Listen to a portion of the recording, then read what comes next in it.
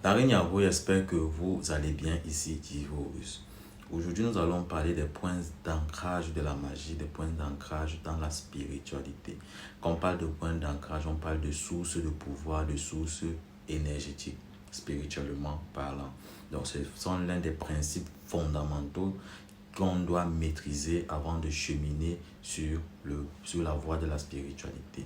Donc, je vous invite à vous abonner, à liker, à partager massivement la vidéo et aussi à activer la cloche de notification.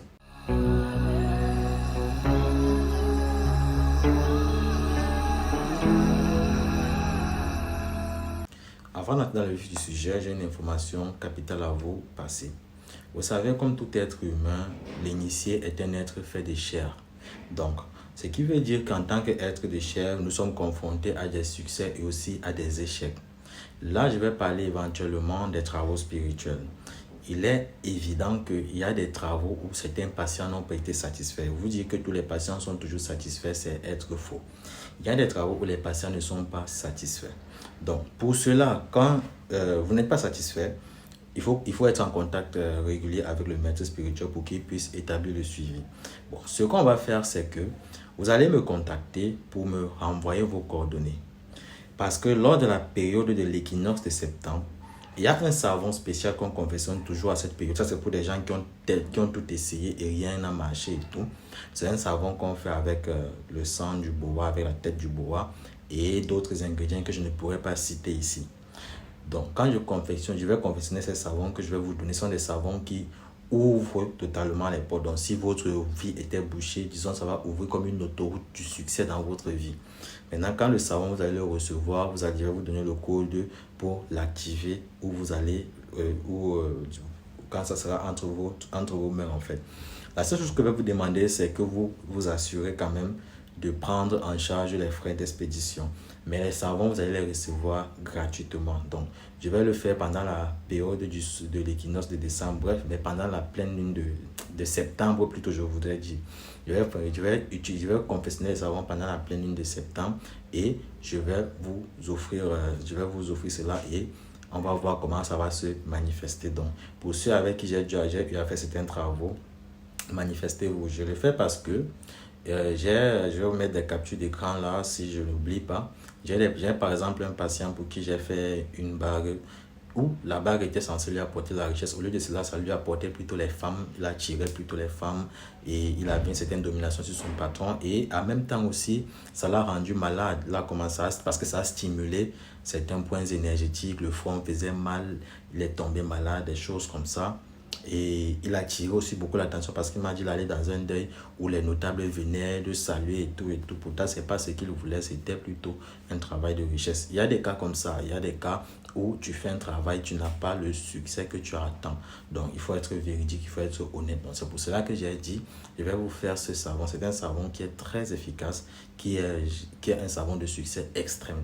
Donc, je prends tous les poux sur moi et je vous demande tout simplement de vous occuper des frais d'expédition. Je parle là de tous mes patients, toutes les personnes avec qui j'ai eu à faire des travaux spirituels qui n'ont pas été satisfaits. L'information principale qu'on doit retenir dans cette vidéo, c'est que tout pouvoir, toute énergie a une source en spiritualité. Aucun pouvoir ne vient du vide, aucun pouvoir ne vient du néant. Maintenant, les sources peuvent être multiples et elles peuvent être diverses. Il y a des sources égrégoriques, il y a des sources naturelles, il y a des sources divines. Il y a des sources, donc on parle divines qui proviennent des autres êtres. Voilà, donc des êtres divins. Quand on parle de sources égrégoriques, par exemple, quelqu'un qui va pratiquer la Kabbale ou le soufisme va puiser la puissance le pouvoir nécessaire pour que son rituel puisse agir de ces égrégores-là, à savoir l'égrégore de la Kabbale juive et l'égrégore islamique. Donc, sa magie, son rituel va se charger des énergies qui seront produites ces égrégores-là. En ce moment, ces égrégores sont comme des génératrices. Leur rôle est en quelque sorte d'emmagasiner l'énergie spirituelle, d'emmagasiner l'énergie mystique et d'alimenter les rituels des différents adeptes au travers de cette énergie-là. Et en tant que génératrice, la génératrice aussi doit être rechargée. C'est pour ça que quand vous faites des rituels, de temps en temps, vous devez faire des sacrifices, vous devez faire des offrandes, vous devez faire des rituels des rituels honorifiques pour recharger cet égrégore. Comme vous allez voir, par exemple, lors de la fête de la Tabaski, on fait énormément de sacrifices d'animaux. Ça permet de recharger cet égrégore-là. L'autre cas, c'est lorsqu'on puise son énergie spirituelle des sources naturelles. Vous allez vous rendre compte que dans les temps anciens, même pas que dans les temps anciens, actuellement ça se pratique encore, vous allez vous rendre compte que certaines confréries sont liées à certaines choses. Vous allez entendre que tel arbre dans tel carrefour, dans tel village est l'arbre de rassemblement des sorciers. C'est parce que l'énergie spirituelle que puisent ces sorciers, ou alors que puisent ces adeptes, ces initiés-là, proviennent de cet arbre. Cet arbre qui est enraciné sur la terre, qui tire lui-même son énergie de la terre afin de transmettre cette énergie-là à ses adeptes, aux différents initiés qui en ont besoin.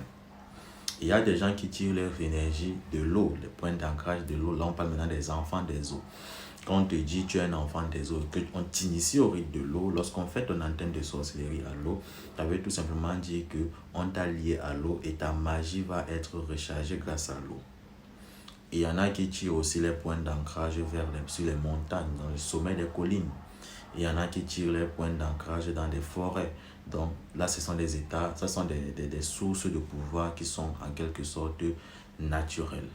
Il y a des sources, des pouvoirs qui viennent de certains esprits ou alors de certaines divinités. Quand vous allez, par exemple, faire partie d'un cercle de sorciers qui, en quelque sorte, vous inculte une certaine entité démoniaque, et à chaque fois, l'entité va demander peut-être chaque 6 mois, chaque année, un sacrifice humain. À ce moment, cette entité est votre donneur d'énergie. Votre pouvoir provient de cette entité-là. Donc, c'est cette entité qui vous alimente en énergie. Et cela ne marche pas qu'avec les entités, même avec certaines divinités. Vous allez entendre le culte de Mami Wata, le culte de Legba, le culte d'Isis, le culte le culte de Poséidon, ce genre de choses en fait. C'est parce que en quelque sorte, cette forme de spiritualité, les adeptes tirent leur énergie de ces divinités-là. Le culte d'Astarte, le culte de Décate, c'est parce que les énergies dont les rituels de ces adeptes ont besoin proviennent de ces divinités. Ce qui va faire en sorte que les rituels que vous allez pratiquer seront en adéquation avec les principes de ces divinités-là. Vous ne pouvez pas vous lever au partir faire un rituel avec de l'alcool, sachant que vous vous adressez à l'Ekba.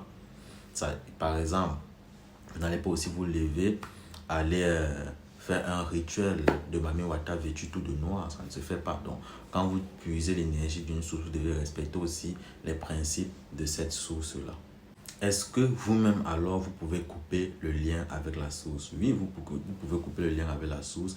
Maintenant, la difficulté d'effectuer cela va dépendre de la source, en fait. Ça va dépendre du contrat que vous avez avec l'entité ou alors le cercle auquel vous êtes affilié.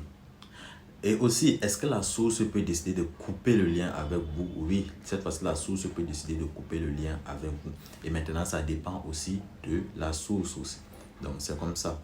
Quand vous êtes lié à un point d'ancrage, ça peut être jusqu'à la mort si vous respectez les principes et qu'il n'y a pas, en quelque sorte, il y a un respect mutuel entre les deux.